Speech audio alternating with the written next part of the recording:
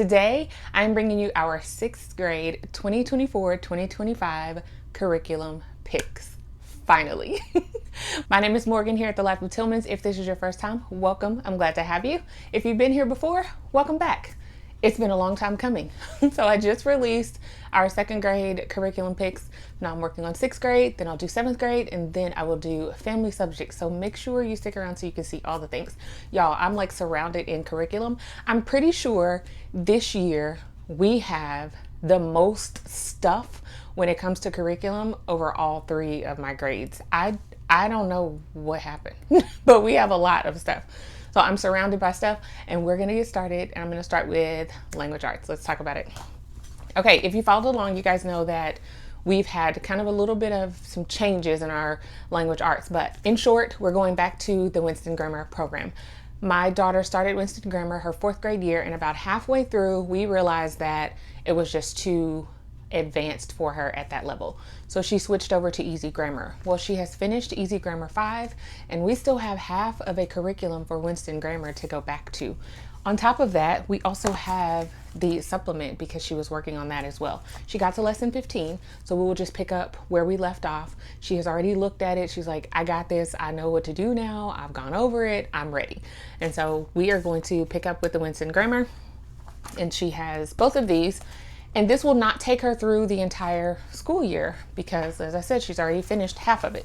So what we're going to do after that is we will continue with Winston Grammar, but we will do the WordWorks program. And this is also grammar. This is the level that they do in between the basic and the advanced. So she will pick up with this. We love Winston Grammar because of the cards. I will link a flip through of this program down below in case you are interested.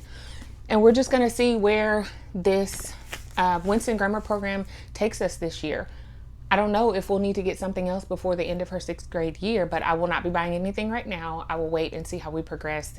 And if she gets done prior to the end of her 6th grade year, then we will move on to whatever her next grammar curriculum is going to be. Okay, moving on, handwriting. She's going to be doing the Good and the Beautiful's handwriting level 6. She has completed levels, 2 through 5, I suppose. She really enjoys it. We're still working on a few things with cursive, and she likes it too. She likes doing all the colors and the scripture and everything that comes along with it. We do handwriting every day, 10 minutes. We set a 10-minute timer. They work for 10 minutes. They may finish a page. They may do 2 pages. I don't know, 10-minute timer, and that's it. And then they practice their handwriting with everything else that they do with assignments. So she will continue on to level 6. Okay, let's talk about writing. We've had a journey with writing, and she has done really well. This previous school year, she used writing strands beginning levels 1 and 2. We have not finished level 2. So with that being said, that is where we're going to pick up when we start back to school in July. She will finish off writing strands beginning level 2. Her writing has progressed so much and so very well. And she was once a reluctant writer, and she is not so much of a reluctant writer anymore. And I attribute that to writing strands. This has a reading and a writing component to it. I will link a flip through of that down below as well. But she's really enjoyed it and progressed really well. I don't want to stop this for her, so we're going to finish it off. She has about 8 lessons left of the writing portion, and we're just going to finish those 8 lessons, and then we're going to make a switch. You may be surprised at this switch because I've really been hesitant to go into this program because I've heard so many mixed reviews about it, and I didn't want to invest in it and it just really not work for us. But I decided we're at that turning point. We need to find something that works for her and that's also going to continue to help her grow past the writing strands foundation that has already been set. And so we're making some changes. So we are going to be doing IEW, Structure and Style, level 1B for my 6th grader. Once she finishes writing strands, we will switch over to IEW. IEW has 24 weeks of lessons. I can do a flip through for you guys if you're interested in doing so, but we're going to switch to this and see how this goes for my rising 6th grader. She's actually really excited to get into IEW. It will be different because we do not do schooling on the computer. They don't do anything on the computer for school outside of research with me. And so this is going to be a transition, but it's needed because as they get to high school, there will be more online options for them that we may utilize and need as well. So IEW is going to be her second writing curriculum for her 6th grade year. Student sheets. Okay, the next thing is reading. I did a really big focus for her last school year on reading comprehension, inferences, and all of that. And we're going to continue doing that in various forms. The first thing is for reading, Moving Beyond the Page has literature studies. We pulled this literature study for her to do for her 5th grade year, but we did not get to it. She did 2 literature studies. We could not fit in the 3rd one. So this year she's going to pick up with this one, and this is My Side of the Mountain. It's for ages 9 to 11, which is perfect for her. She's not even 11 yet. So we will work on this for the first semester for her literature study. She gets reading comprehension, grammar work, spelling, vocabulary, projects, research, all the things when we do Moving Beyond the Page literature studies. Second semester, her literature study will be from Moving Beyond the Page as well, and it is A Girl Named Disaster. This is for ages 11 through 13, and she will get some of the same things: reading comprehension, grammar work, spelling, vocabulary, research work, projects, all the things with these literature studies. I will give you guys a flip through of these literature studies, and then when we complete them, I will do a full review for you all. So she's excited about doing this one. It's a little bit different, and it also goes along with our history curriculum that I'm going to share with you guys in just a second. Okay, another thing that I found for reading as I was cleaning out some shelves in the schoolroom is this Spectrum Reading 6. And because we're focusing on reading comprehension, she will get the opportunity to go through some Spectrum reading lessons. She basically just reads and answers passages. Very basic, but it's something that is really helpful for her. She is reading amazing right now. She is doing and reading books that she's already read. She's doing lots of rereads. She's really interested in finding new books, and I think that's awesome. So I want to capitalize on this moment and just give her more reading comprehension while she is hungry for it, and allow her the opportunity to expand her comprehension capabilities. And so that's what we're going to do with all the reading that we're doing this year. She's actually really excited about it too, just to be able to explore different books. Now, I do give my girls the opportunity to choose books that they want, but then they also have books that I also assign them. So with that being said, I decided to pick up the reading journal from Not Consumed, and this is for grades 6 through 8. She will go through 8 books. 4 of them will be fiction, and 4 of them are very specific non-fiction books. If you're interested in finding out more about this reading journal, let me know, and I'll do a flip through for you. Just put it in the comments, guys. And so she is going to do this throughout the year. She will have, I think each reading book section is for like 14 days. So we will take whatever book she chooses and we will break that up into 14 days worth of reading, and she will complete an assignment every single day for that book. So this is another component to her reading for the upcoming school year. In addition to that, we have been working through Inference Jones by the Critical Thinking Company for a couple of years now. This is grades 3 and 4. I'm totally fine with that. She is about halfway through this book, and so we will continue with Inference Jones. So inferences is just trying to understand what is going on in a passage without them just blatantly saying it, okay? So what does this passage, does this sentence infer? And that is something that we've been working on with her, and she's done a really, really good job.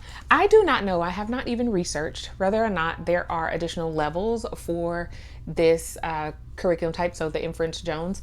I don't know. And depending on how she finishes off this book and how we do with other reading things, we may not need to do any more inferences. So we'll see as the school year goes on, and you may find that January or so we're picking up another one for a different level. So she will do Inference Jones as well. Okay, let's talk about vocabulary and spelling. She has done like Spectrum vocabulary. She also did some Wordly Wise, and to make this long story short, she decided that she wanted to go back to Wordly Wise. We originally switched from Wordly Wise because she did not like the reading comprehension portion of it. Well, she requested to go back. And you're probably looking like, but she's going to the 6th grade and this is 5th grade. We already had this. I purchased this 2 years ago when my oldest daughter was about to go into the 5th grade, or she was in her 4th grade year. Well, she decided she didn't want to do it anymore. So I didn't get rid of it. It's brand new. Well, to me, they're vocabulary words, and I want to expand my girl's knowledge. She may blaze through this in less than the time that it would normally take, or it may be right on target for her. At the end of the day, I want them to just get exposed to the words. So she will be going through Wordly Wise level 5 for her 6th grade year for vocabulary. With these words, we are also going to do spelling. So I purchased the School Nest spelling notebook for her to do her spelling words in, and she will do her spelling test. So she will use the exact same words that she is doing vocabulary on for that week as her spelling words. And this really just eliminates an additional set of words. Could she do an additional set? Yes, because she's done that for the last 3 years. However, I want to try to streamline that a little bit more and give them an opportunity to really hone in on those 15 or 20 words for that week and really be able to just get them and they sink in. So that's why we are going with this option this year. One set of words, you will use those for spelling and vocabulary. Okay, let's move on to math. I'm excited about this. She's excited about this as well. We have been using Horizons Math for the last 2 years. Before that, it was teaching textbooks. We have decided not to go with Horizons Math anymore. I will share a video where I talk all about that. But for this school year, she is going to be using Saxon Math 8-7. Long story short, you guys, I tested her probably 4 months ago and she tested into 8-7 and she's going into the 6th grade. There were a couple of concepts that she had not gone over yet in her previous curriculum. And so once she reached the end of that curriculum, she had gone over those. She has already started in Saxon 8-7. I believe she's on like lesson 10 and she's doing so well. So we're just going to continue on with Saxon Math 8-7. So we have the test or the student textbook. Then there's the test and worksheets, and somewhere around here, because she's already using it, there's the answer keys as well. So that's what she will be doing for her math for the upcoming school year. All right, let's talk about science. And you may see some of these things in my oldest daughter's video as well, because they still are doing some subject matters together. But for science this year, we decided to go with Berean builders in the atomic age. I'm excited about this. This is the 7th grade level, 7th and 8th grade for middle school level curriculum, but she can handle it. I love Berean builders because of how it puts the experiments within the lesson and not just at the end. I love the presentation of it. I've really been flipping through this and reading and working on getting to know this curriculum, and I think that it's going to be a perfect fit for my daughter. So we're going to go with this one for her. I have the textbook and I also have the answer keys and test. And then I purchased the lab kit because that is another thing that holds us up when we're doing science is if we do not have all the supplies, the Tillmans will not do it because we forget, y'all. So Berean builders for science. All right, let's talk about history. We have done various history things over the years, and we also always supplement our history to add in diverse perspectives. And this year will be no different. But I'm excited about this one, and we are going with Not Grass from Adam to Us. We have book number 1 for textbook and then book number 2. Flipping through this, I'm enjoying it. I'm enjoying reading and just understanding what's going on. As with a lot of history curriculum, it does not have the varying perspectives that I would like for our home. So I'm going to be adding some things in, and it's totally fine. We are going to do a study on Africa. When I get all of that together, we're going to couple it with From Adam to Us, and I think it's going to flow really, really well. So when I get it all together, I'll share that with you guys as well. But From Adam to Us, so I showed you books 1 and 2. There are a lot of components to this curriculum, but we have Our Creative World, and this gives you stories, poems, documents, art, and architecture from world history. Then we also have the student workbook, the lesson review, there's a map book, a timeline, and then we have the answer keys and literature guide. I am currently working on getting the books that are a part of the literature for this curriculum, and those will be things that she will read this coming school year, and we will probably do those as read alouds. So we'll see how that goes, getting us some time together. All right, some other things I have for her are a planner. She will have a student planner 2024-2025. She's all about all the things rainbows, loves that. But my oldest daughter had this planner last year and absolutely loved it. And Maggie decided that she wanted to graduate from what she was using for her 5th grade year to this planner. And I'm excited. We are going to work on this during the summer before we even start the school year. And that way she'll have a really good solid foundation, and hopefully she'll be able to keep up with it with some reminders here and there. So this is awesome. I will link it down below for you guys. And then she will have her 6th grade notebook. This notebook, I haven't really designated a specific purpose. She will be doing lots of writing. So she will probably do writing within her notebook, some journaling, some science stuff. I don't really know, but I love these. They used one last year and they did it for writing stuff. So that's probably what it will be for this upcoming school year. And then they have some other ones too. School Nest has like history, which I'm considering doing that, but I don't want to go ahead and buy those before I really designate something for them. But she was dead set on getting this. If you notice, my girls all have a specific color, and she loves the color yellow. So that's hers.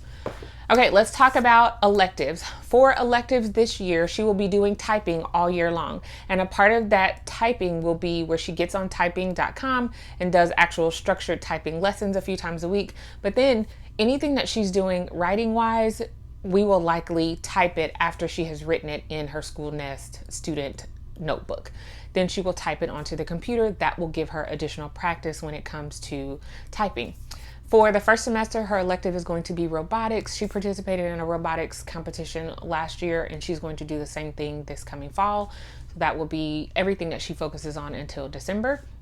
And then the second semester, she is going to be diving deep into engineering. She has expressed an interest in engineering, and we don't have a huge knowledge base of that. So I do have some resources that I am looking into to help us kind of navigate that. So you guys are going to see a haul, and it will be in there. And so make sure you come back for that, subscribe so you don't miss it. But that will be the resources that we use to help her navigate. And I will set up like an outline for her in different projects and things that she has to do every week in order to understand what an engineer does, the different areas of engineering, and so forth.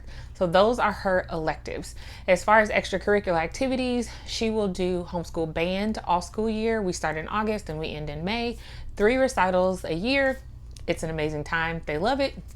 And then she will do volleyball in the fall, and she will do soccer in the spring. She is going back to soccer, and she could not be happier. She loves volleyball, but she's truly missed soccer as well. Those are our 6th grade curriculum picks, electives, extracurriculars. Make sure you stick around. 7th grade is coming up next. If you haven't seen 2nd grade, I'll link it down below. Bye, y'all.